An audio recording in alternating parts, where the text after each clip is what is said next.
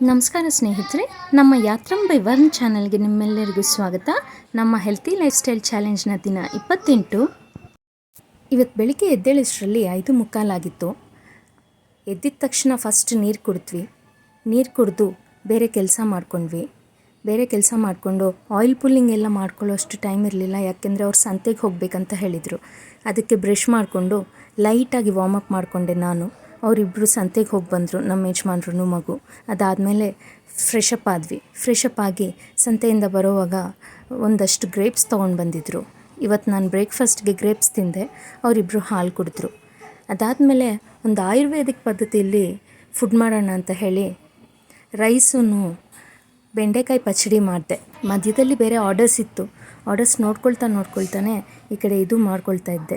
ಈ ರೀತಿ ಆಯುರ್ವೇದಿಕ್ ಪದ್ಧತಿಯಲ್ಲಿ ಇಲ್ಲ ಹಳೆ ಕಾಲದ ಪದ್ಧತಿಯಲ್ಲಿ ಮಾಡಿಕೊಂಡ್ರೆ ಚಟ್ನಿ ಆಗಲಿ ಅನ್ನ ಆಗಲಿ ಆರೋಗ್ಯಕ್ಕೆ ತುಂಬಾ ಒಳ್ಳೆಯದು ಅಂತ ಹೇಳ್ತಾರೆ.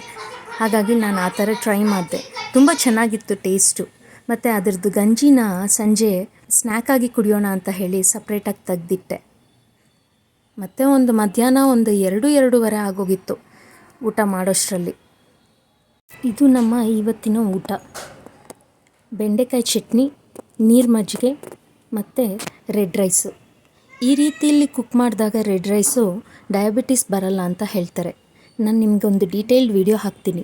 ಈ 100 ಡೇಸ್ ಕಂಪ್ಲೀಟ್ ಆಗೋಷ್ಟರಲ್ಲಿ, ಈ ಚಾಲೆಂಜ್ ಕಂಪ್ಲೀಟ್ ಆಗೋಷ್ಟರಲ್ಲಿ ಪಕ್ಕಾ ಒಂದು ರೊಟೀನ್ನ ಫಿಕ್ಸ್ ಮಾಡ್ಕೊಳ್ತೀವಿ. ಅದಾದಮೇಲೆ ಸಂಜೆ ಸ್ನ್ಯಾಕಾಗಿಯೇ ಮಗುಗೂ ಗಂಜಿ ಕೊಟ್ಟೆ. ತುಂಬ ಚೆನ್ನಾಗಿತ್ತು ಟೇಸ್ಟು. ಮತ್ತು ರಾತ್ರಿಗೆ ಆಯುರ್ವೇದಿಕ್ ಪದ್ಧತಿಯಲ್ಲಿ ಹೆಲ್ತಿ ರೀತಿಯಲ್ಲಿ ಅಂತ ಹೇಳಿ ಕುಂಬಳಕಾಯಿದೊಂದು ಕರಿ ಮಾಡಿದೆ. ಎಲ್ಲರಿಗೂ ತುಂಬ ಇಷ್ಟ ಆಯಿತು.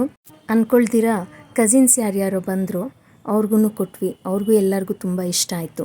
ಮತ್ತು ರಾತ್ರಿಗೆ ಆ ಮಗು ಐಸ್ ಕ್ರೀಮ್ ಮಾಡಬೇಕು ಅಂತ ಹೇಳ್ತಿದ್ದ, ಮಾಡಿದ್ವಿ ಹೆಲ್ತಿ ಐಸ್ ಕ್ರೀಮು. ಅದಾದಮೇಲೆ ರಾತ್ರಿ ಒಂದು 10:30-11 ಗಂಟೆ ಆಗೋಯ್ತು ಮಲಗೋಷ್ಟರಲ್ಲಿ. ಹೀಗಿತ್ತು ನಮ್ಮ ಗಜಿಬಿಜಿಯ 28ನೇ ದಿನ. ಮತ್ತಷ್ಟು ಅಪ್ಡೇಟ್ಸ್ಗಾಗಿ ನಮ್ಮ ಯಾತ್ರಂ ಬೈ ವರ್ನ್ ಚಾನಲ್ಗೆ ಸಬ್ಸ್ಕ್ರೈಬ್ ಆಗಿ.